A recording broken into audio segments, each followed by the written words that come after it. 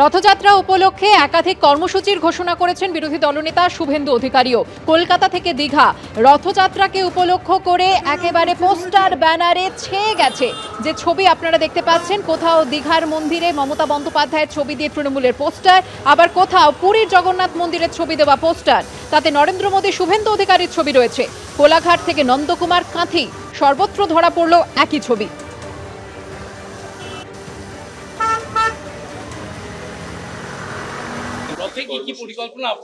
বেলা 12টার সময় কলকাতা, বিকেল 4টার সময় ইস্কন মেছেদার রথযাত্রা, 1 লক্ষ লোক নিয়ে। আমার মাসির বাড়িতে রথ যতদিন থাকবে গোটা বাংলায় ডাক আছে, সে মালদার মথুরাপুর মানিকচকেরও ডাক আছে, দুনিয়ার ডাক আছে। আমরা বরাবর করি, নতুন করব। হালি হিন্দু সাজার জন্য মমতা কি করবে তার খবর রাখুন। পুরীতে জগন্নাথ দেব আছেন বলে দীঘায় জগন্নাথ দেব থাকবেন না, এটা কোনো কথা হলো? তো উনি অযোধ্যায় রাম মন্দির আছে বলে তাহলে সেন্ট্রাল রাম মন্দির থাকবে না? তো এটা কোনো কথার কথা হলো?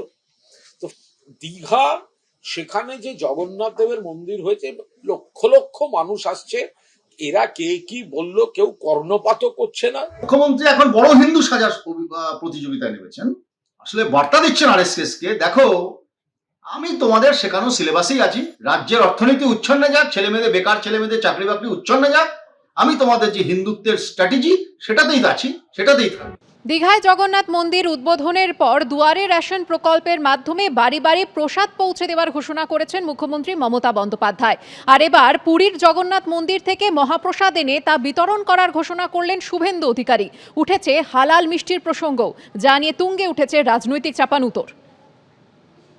আগামী দিন আমরা চেষ্টা করব এই মন্দিরের ছবি এবং একটু করে প্রসাদ হলেও সামান্য সববার বাড়ি বাড়ি পৌঁছে দেওয়া সারা পশ্চিম বাংলায়। 5 দিন ধরে পুরীর মহাপ্রসাদ হবে, গজা পেড়া না, আব্দুল চাচার হালাল মিষ্টি না। এ যেন তৃণমূলের রথ বনাম বিজেপির রথ। জগন্নাথ দেবকে ঘিরেও রাজনীতির ওরা।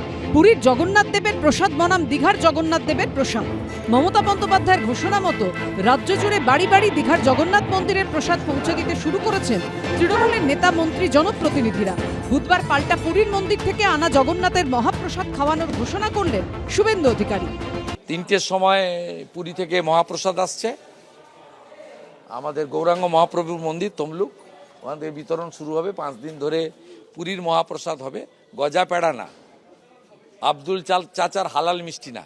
তৃণমূলের বিরুদ্ধে লড়তে যাচ্ছিলেন, সেটা হারতে হারতে দিশাহীন এরপরে ভগবানের বিরুদ্ধে লড়তে শুরু করে দিয়েছেন। আর আজব কথা, পুরীতে জগন্নাথ দেব আছেন বলে দীঘায় জগন্নাথ দেব থাকবেন না, এটা কোনো কথা হলো? সেখানে যে জগন্নাথ দেবের মন্দির হয়েছে, লক্ষ লক্ষ মানুষ আসছে, জগন্নাথ দেবের বিরোধিতা যারা করতে যাচ্ছেন, তো বুঝতেই পারছেন জগন্নাথ দেবের রোষে পড়লে কি হালটি হবে। তৃণমূল ও বিজেপির সৌজন্যে বঙ্গ রাজনীতির পাকে চক্রে এখন ঢুকে পড়েছে জগন্নাথ দেবের প্রসাদও। যাদের চাকরিগুলো চুরি হয়ে গেল তাদের অ্যাপয়েন্টমেন্ট লেটারটা বাড়িতে পৌঁছানো যাবে না, প্রসাদ আপনার বাড়িতে পৌঁছে যাবে। নির্লজ্জ একটা প্রশাসন, তার বিরোধী দলনেতা উভয়ই যৌথভাবে এই রাজ্যে ধর্মীয় মেরুকরণের তাস খেলে এই বাংলাটাকে তছনছ করে দিতে চাইছে। সব মিলিয়ে রথের মেলার মতোই রথের রাজনীতিও জমে উঠেছে পশ্চিমবঙ্গে।